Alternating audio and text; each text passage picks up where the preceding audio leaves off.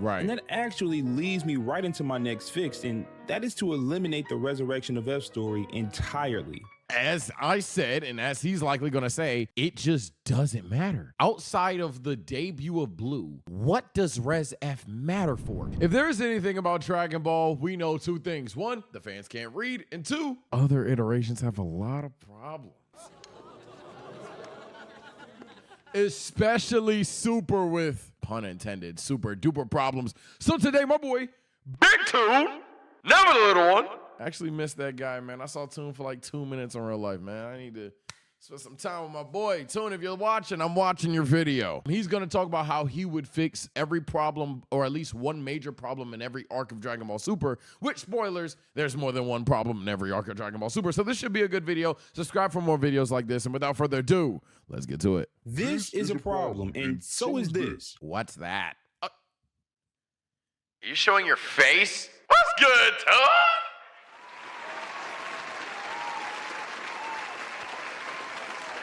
He does not sound like that. Kind of like how I don't sound like this. You know what I'm saying? All right, man, my boy Toon got the cam on, okay. What? These are problems I kind of want to change, but they aren't in my top 5. There are 5 really big problems in Dragon Ball Super, and if they were to change, I think not only would Dragon Ball Super benefit, but the entire Dragon Ball franchise would have a brighter future, in my opinion. All right, bam. So this is what I'm going to do to Yap. 5 things I would fix about Super. 1, get rid of the side narration. You don't have to tell me what's going on because I have eyes. I know what's going on. 2, for the love of God, just if I could go back in time, let the movies pull a Demon Slayer, dog. No cap. Or at best, Demon Slayer it for Battle of Gods, Revival of F retail, and just do it way better. Holy hell. Or Revival of F doesn't even need to happen. Again, I would argue that both of those things you snip out of there. Make Battle of Gods canon, you remove Revival of F, and literally nothing changes about Super. Dead ass nothing. Think about it. Any like slight differences that you'd argue, delay it. Speaking of delays, 3, delay transformations. Too many transformations in every arc was going on with Super. Not saying it's a bad thing to have a major transformation. Dragon Ball transformations are for breakthrough character moments, and every arc has a breakthrough character moment. But you didn't need to do it every single arc in the sense of a wowie zowie new one. I always argue that instead of Blue Kaioken, Blue was debuted in the Universe 6 tournament, it would have been way more impactful. It would have been like, damn, he stacked Super Saiyan on the God. Vegeta could have tried that and failed. Goku tried it and succeeded. And it would have been fire. 4, make Beerus' strength less ambiguous and more dominant. What I mean by that is, and yes, I've turned this video into my video. What I mean by that is, yeah, Beerus can be exponentially strong, but a lot of your fan base, including me at one point in time, and honestly, to a degree still does, but it's a bit childish and trolly now. Things like, yo, how isn't Goku, nor Jiren, nor Broly, nor any of these characters stronger than Beerus at this point? Like, how? Right? Like, you have to read the manga to kind of get a depiction as to how he's just not stronger, right? But even if you want to argue manga skill issue, LOL for my nerds out there, dog, the anime is just... it's egregious with almost simple math telling you Goku should be stronger, but he's just not because Zybes. Literal retcons. Beerus, I think in the movie says something around 70% or 10%. I keep confusing that quote, and I'm so sorry. Either way, even if it was 10%, Goku then learns Blue, then says Kaioken times 20. Pardon the fuck out of me, but he would be stronger than Beerus mathematically. But it's just not a case. And then 5th, honestly, Super was best when it had some mystery to it. Let's add some intrigue to it. I love tournament arcs as much as the next guy, but Super kind of is like the least mysterious of all the Dragon Balls, and that kind of sucks. And the first issue to illustrate what I'm talking about is in Super Saiyan Blue.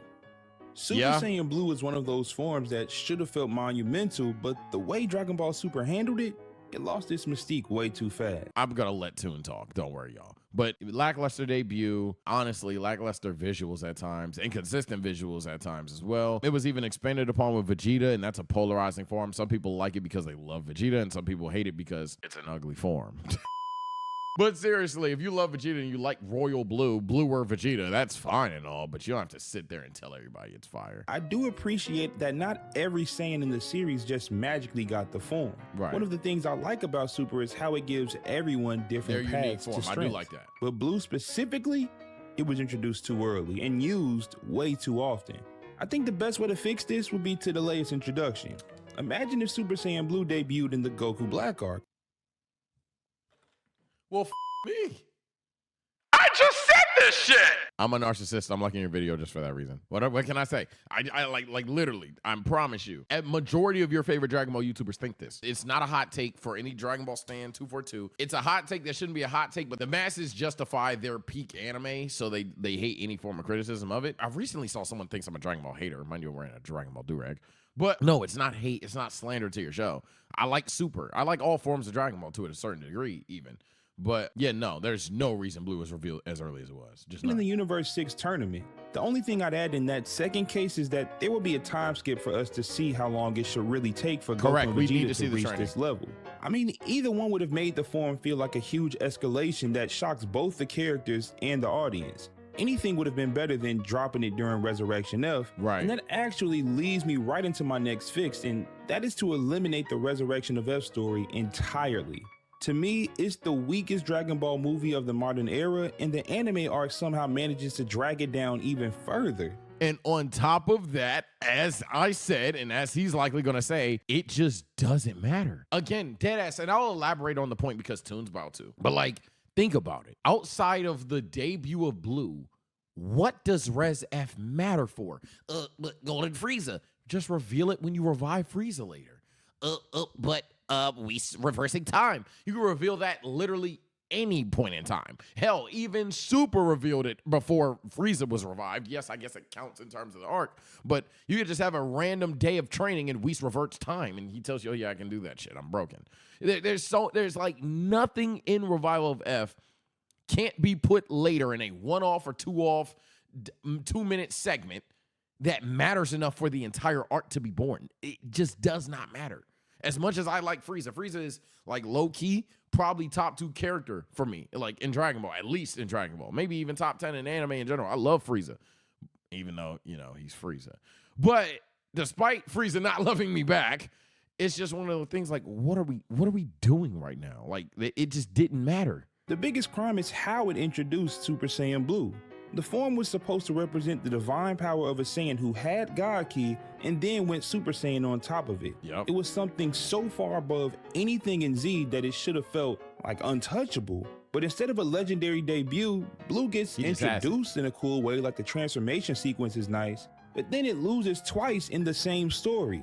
Goku gets taken out because he lets his guard down, and Vegeta, despite dominating Frieza, gets the earth blown up. That's actually a fantastic point. And that's a ooga booga point for some people that think they're smart, but no, you're actually dumb trying to be smart. But I'm gonna full screen this because I think this tracks with everything. When you debut something new or when something popular returns, the last thing you want it to do, unless you're trying to put over something else, is for it to lose. You could argue you're trying to put over Golden Frieza, but I'm sorry, that's just a bad idea. Especially when you're going to have a transformation that's going to be the basis of your franchise. Super Saiyan Blue is Dragon Ball Super Saiyan.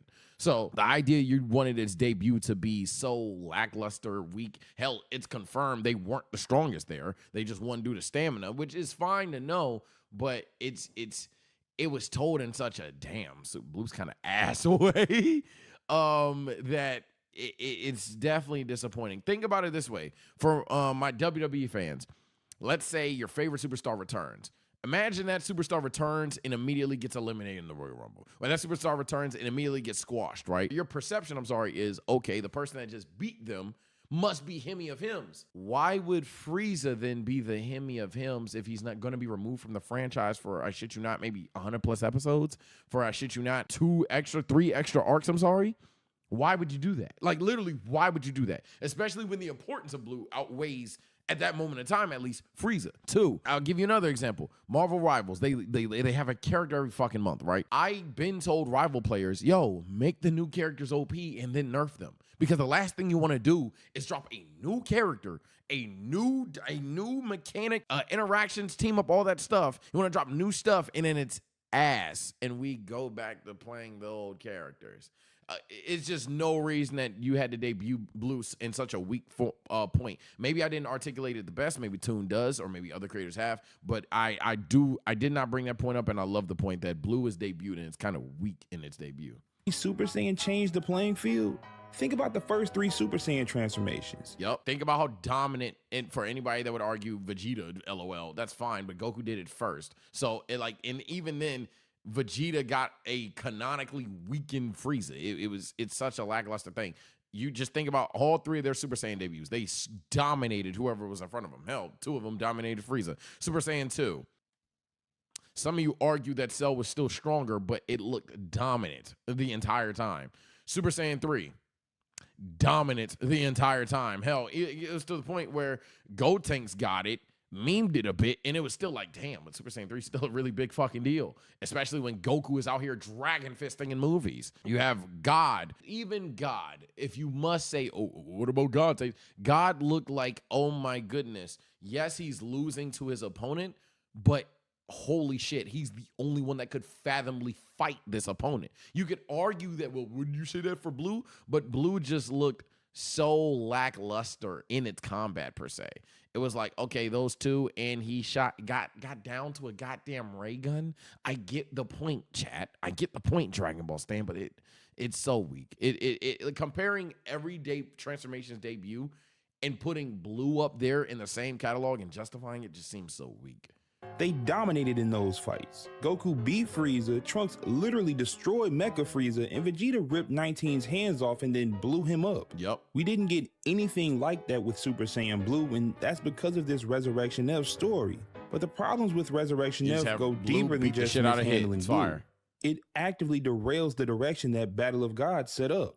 Battle of Gods opened the Dragon Ball world in a way that hadn't been done since Raditz. We met Beerus, we met Whis, we got our first taste of God Ki, and we were teased about the existence of entire universes beyond the one we had been watching. And instead of building on that, Resurrection F doesn't stop, but it actually goes backwards to rehash a fight on Earth with a villain we had known for 25 years. Yeah, it's like, here you go. As he said, Beerus is the most influential character to a series since Raditz, debatably, in a weird way, and honestly, I could see it. He didn't say that verbatim, but again, type shit, who cares? Anyway, Beerus is very influential to the series of Dragon Ball, moves the plot in a direction that hasn't been seen for a long time, and then let's go back and tell a story that, like, fanfic Naruto and Dragon Ball fans have been talking about for years, which is Frieza coming back. Everyone thought about that, so. Now, I'll never diss Frieza. Frieza is one of the greatest antagonists in anime history. Oh, no, history. fantastic. Yeah, but thank God he did this. You have to do this on YouTube. Frieza, again, top 2 character in Dragon Ball, in my opinion. If not one, I just love Goku. On top of that, he single-handedly saved Super, in my opinion, at some point. It's not a stray at Frieza. I'm never having a problem with Frieza being on the screen, but the story being told was just unnecessary. Part of what made Frieza so great on Namek wasn't just his character, but because of how he impacted everything going on around him. Yep. At different points in time, he was a threat to the Z-Fighters' lives, the Namekians, Vegeta, and even just the planet itself. And this was all without Frieza having to act. We just knew that he was that strong. In Resurrection F, none of that context exists. It's just Frieza's back and we gotta beat him. And without that build-up, he feels smaller than he actually is. Yeah. This is why I think the story should have skipped Resurrection F entirely and jumped straight to the Universe 6 tournament. That arc actually did what Battle of Gods leaned towards. It expanded the world, introduced new fighters, and gave us a glimpse of the multiverse. But for it to really land, I think there would have needed to be a time skip. Maybe, I don't know, 2 or 3 years. Just enough time for Goten and Trunks to grow up more and for Goku and Vegeta to believably achieve Super Saiyan Blue. Yeah, no need to have a yap fest about it, but time skip is definitely best. And grow the tots up. I mean, they did it in the manga for a reason. Spoilers, but yeah, they do it in the manga for a reason. It is a joke that got old really quick. And it also isn't too believable for Goku to master Ultra Instinct in less than 48 minutes. We're talking about a technique that was built up for over 100 episodes, a state of being that even gods struggle with, and yet Goku fully unlocks it in a single 48-minute tournament. It's interesting. And the odd part of it all is that it pays off really well. This moment here is one of the best in the Dragon Ball franchise to me, but I do think it's a negative in the long run. It's an interesting point. On one hand, I agree. On the other, I'll play devil's advocate. I'm not fully agree. I'm like 60% on this side because it is rather fast, 48 minutes, right?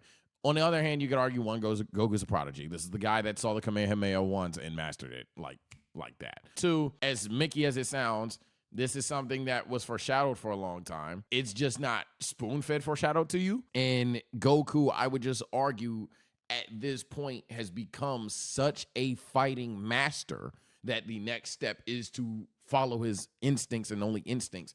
And he was pushed via the Spirit Bomb. He was pushed via Jiren, pushed via just the highest stakes of all time. This is just like one of those outlying things that may get him to reach this point in power, to get him to this point in fighting technique and mastery. The best thing you could do, though, to be fair, and why I say I still agree with him majority, is you could be a little bit more spoon-fed to your viewers. You could have moments where Goku just randomly dodges stuff, and he's just like, my body moved on its own, and you have that dialogue there. Again, I don't think it was a cheap callback. I think it was actually rather executed really well, as he would even say. I think Ultra Instinct, low-key, only Super Saiyan rivals the debut in build-up in how it was presented outside of Super Saiyan itself and maybe Super Saiyan 2 with Teen Gohan specifically. Outside of that, it's not even a conversation. For me, I think it was built up rather well. I think it was executed exponentially better. And I wouldn't say one of my 5 biggest problems with Super is how Ultra Instinct is handled personally.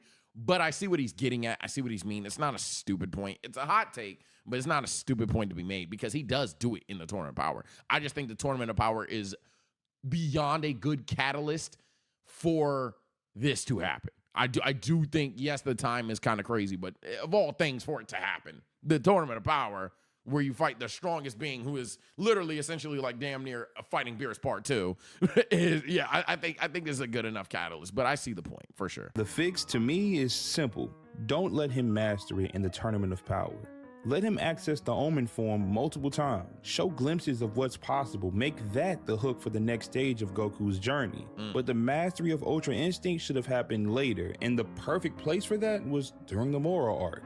Interesting, probably even valid to a degree, right? Because and I get the whole TUI thing that's going on, and that I don't have a problem with TUI. But this is interesting, and maybe even not even necessarily wrong, because again, this is kind of like Dragon Ball Super just has this weird thing of just like putting all its candles in one basket just to get those really hype moments, except Blue worked terribly. But in the Ultra Instinct case, it worked rather well. But it was just a story of Goku being able to dodge instinctively. Now he just needs to learn how to attack instinctively. I don't have a problem with him learning that, especially. If you want to have a problem with him getting Ultra Instinct Omen even down, that's fine. And that's why I say 60% I'm with him. If you have a problem with Goku mastering Omen to the point in the Tournament of Power, I get that. Especially when he tells you by the end of the tournament, hey gang, I ain't mastered that shit. But him learning how to attack within the form and therefore achieving mastered Ultra Instinct temporarily, I don't have a problem with that, because that just logically makes sense for him to do, especially if you're going to tell the story that, hey, this is what he can look like, but he can't tap into this for a long time. So it's interesting, though. This is not a bad point. And again, I overall do agree with the majority of them. I'm just arguing the devil's advocate for the people that will argue the devil's advocate, because I do think, last time saying, Ultra Instinct is a fantastic transformation. Imagine the weight of that fight if Goku, after losing Mirrors, someone who literally sacrificed himself to give Goku a chance, finally achieved Ultra Instinct in its full capacity. Right. It would have felt a little more earned. I feel that, but again, and this is why I'm playing devil's advocate so much, because the arguments are there. Ultra Instinct is like something that he needs to like calm down in. It's like something that he needs to not get the or whatever the case may be. Now, obviously, we get later on into where he, the whole Bardock shit, embraces his Saiyan heritage and stuff like that. So maybe that would be a potential debunk. I need to reread the manga, but I know for a fact at one point Mirrors deliberately is like, yo, you got to be in tune with your emotions there. Same thing with Vegeta to a degree. The next change I'd make is to rebuild the side characters and actually make us wait for Goku to show up. That used to be a staple in both Dragon Ball and Dragon Ball Z. I'm gonna let him go. In the Saiyan saga, we had Piccolo training Gohan, Yamcha and Tien putting their lives on the line, and even Chaozu making his sacrifice. On I didn't even think of that. That's Vegeta, true. Krillin, and Gohan carried the better part of the story before Goku even touched down. True. That approach built tension and gave the supporting cast purpose. And when Goku finally arrived, it was a satisfaction that's hard to explain. Now, I'm playing devil's advocate just to play devil's advocate, because I want to hear if he'll say a point that debunks this. some One Piece fans, I think it was Swag Kage. Shout out Swag, by the way. Not trying to throw you under the bus because I know Straw Hat's going to kill you for this. But he said even on my stream that sometimes he feels like he's just waiting for Luffy. So would this potentially at some point tire out Dragon Ball fans and it'd be like, I'm just waiting for Goku? Probably not, but I could see it. And harder to explain is how that well-proven formula is forgotten about in Super. Far too often, Goku is right in the middle of things At from the start. Yep. There's little suspense in wondering how the main character will appear and how the story will shift when he does. The Tournament of Power is one of the 2 arcs that really played with this idea. We watched Goku gradually try to master Ultra Instinct while everyone else had to keep fighting, and that's part of why Ultra Instinct's reveal worked, because it felt like the culmination of everyone else buying time for him. But the best example of this done right is the Moro arc. And to me, it's a big reason why so many fans, including myself, consider it to be the best story in Dragon Ball Super. Goku wasn't in every fight. Gohan, Piccolo, 17 and 18, even Jocko all stepped into the spotlight. They fought and they struggled, which made Goku's inevitable return feel that much more impactful. They even did it with Vegeta too. That trope is something Super should have leaned on way more often. Yeah, and having I agree supporting with characters play such a big role allowed something else to happen a lot in Dragon Ball Z. Because for this last change, I really had to think. Dragon Ball Super's characters are far too strong for the lacking weight that the stakes always have. Because factually, the stakes in Dragon Ball Super were much higher than they ever were in Z. 100%. Zamasu almost took over the universe across timelines. The Tournament of Power could have resulted in the destruction of Universe 7, but it only felt like the Z Fighters would lose on one occasion, and that was tomorrow. Again with the Goku Moro had arc. mastered Ultra Anyone that doesn't like the Moro arc is going to cook this video. Instinct and beat Moro until he decided to become one with the Earth. And if it weren't for Oob, the Z Fighters would have lost. There's no way around it. But there was almost always great tension in Dragon Ball Z, and then it clicked for me. In Dragon Ball Z, I knew the Dragon Balls existed, and I knew that eventually the characters would get stronger. But even with those safety nets, the tension was real. Fights had consequences, and death was always a possibility. Yeah, this is like why I think the people that say Dragon Ball Z feels like a nothing burger because the Dragon Balls are there is pretty stupid. Like, you're honestly just... No, I'm not even gonna be nice. You're actually just fucking stupid. I was gonna say the point's stupid, but no, it's actually you. It starts off killing, even just in Dragon Ball Z. Screw original Dragon Ball, right? Even in just which completely debunks that take because the arcs ain't even about that. But let's go to Dragon Ball Z, right, where the Dragon Balls would be the most prominent. Starting off in Z, they kill Piccolo. Then you got a Namek where yes, they resurrect Piccolo, but then they kill the Grand Elder. So again, oh shit, death matters again. Then when Piccolo comes back, it looks like they killed him again. And then you get a whole Super Saiyan thing. You go to the Cell Saga, Dragon Ball Sage. Yeah, that's fine. Nobody could fathomably beat Cell. Like literally the whole story was, hey, none of this shit matters because you can't beat Cell. So it was like, okay, fuck. What do we do? The Dragon Balls just don't even, deadass don't even matter right now. What are you gonna do? Pick up the Dragon Balls to res Yamcha? And what's Yamcha gonna fucking do? Die again? So yeah, death in the Cell Saga felt prominent because the threat was on Earth, which I don't know why we try to act like because the Dragon Balls are also on Namek that it doesn't matter. No, gang. Even if they get rezzed, you can't beat Cell. Then the Buu Saga, I would argue the same exact thing, except for the fact that Buu kind of just wins in this one. Like, if it wasn't for the fact that they could go to the Kai's planet, Buu blew up the planet. Prior to that, he killed every human.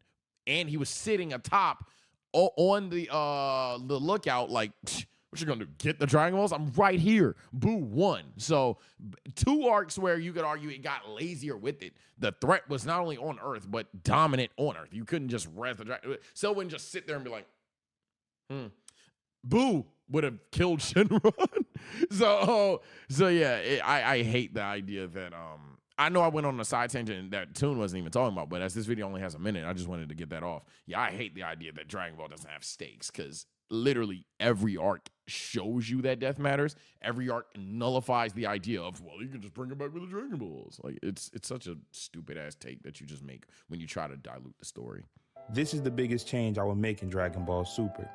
Goku, Vegeta, Beerus, and maybe even some other characters should have all died at some point in the story. Toriyama wasn't afraid to kill his main characters back then.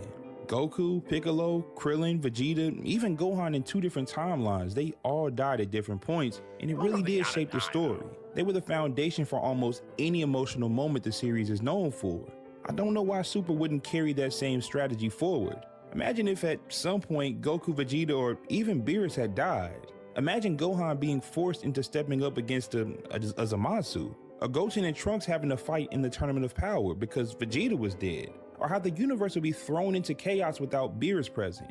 There were just a lot of missed opportunities by not allowing death to even be an option. This Like is when an Vegeta interesting did. take. I don't know if I agree with this. It'd be nice, but like, 1, where, and 2, how. I guess one of the main ones is right here. Vegeta kills himself in the Tournament of Power, but I would hate that shit so badly. I'm not gonna lie. I would despise that. Maybe Universe 6, Trunks dying or Vegeta dying would kind of work. Yeah, maybe. Yeah, maybe Trunks or Vegeta dying in the Universe 6 tournament would work. Piccolo dying in Res F. Ugh, oh my God. Yeah, where do they die and why do they die? Because based on even this revised version of the series, Beerus would kill somebody. Weird thing, but I guess possible. Yeah, like maybe. Yeah, I think Battle of Gods is fine. The Super just did it horribly. So you fast forward to the tournament. Why would someone die in the tournament? And if someone has to die in the tournament, who? Maybe what you gonna do? Come back and tell them Piccolo died? Goku Black, I do agree. You can probably get a kill off. You can get Goku. I don't think you need to kill Goku there. That's not even Glaze for my Glorious King. You just don't need to kill Goku. You can kill, especially if you're trying to tell the story of Ultra Instinct over time better. You probably kill off Vegeta or Trunks, but sure. And then Tournament of Power. Ew, I do not like that Vegeta kill.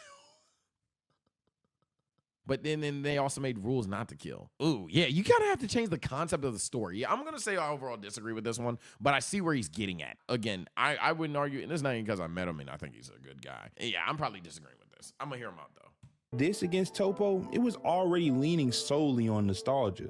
But for him to not even die, It did make not it just worse. that, but to continue fighting, it's those kind of decisions that make you scratch your head and wonder, just how did this franchise lose its way like that? Yeah, but like, for example, to contrast you, someone who didn't die, but it was a good moment, it was Master Roshi, right? When Roshi tuckered out and Vegeta goes, yeah, that's enough out of you, old man. And then he falls out the ring and Beerus was like, good shit, old man. Like, that moment worked. He didn't have to die for it. If he had died, I guess, but he didn't have to die. I think Dragon Ball Super, if anything, to give it credit, it handles characters not dying rather well. And if anything, it does fake deaths kind of horribly. Vegeta was a bad fake death. Piccolo was a bad fake death. 17 was a... You lived? 17's another one. There you go. 17 could have died there. But those are just my changes, and I would love to hear yours. What changes would you make to Dragon Ball 17 Super coulda and died. why? I want to thank you for getting to the end of the video. Shout out Big Toon, man. Look, I think this was fire video. I always enjoyed Toon's content. It's straight to the point. No overstayed yapping. That's my job to do, man. But hey, man, look, I'm planning on streaming tonight. Comment below. I saw you guys. Apparently that YouTube stream was game changing. So we're discussing if we want to run that back. Comment below if you guys want that as well. Obviously, comment on this video first and foremost. So make sure you comment on this video and then say, would you like the YouTube streams to come back? Maybe we'll do them again. But for now, take care. Stay blessed. I'm hungry as hell. Bye!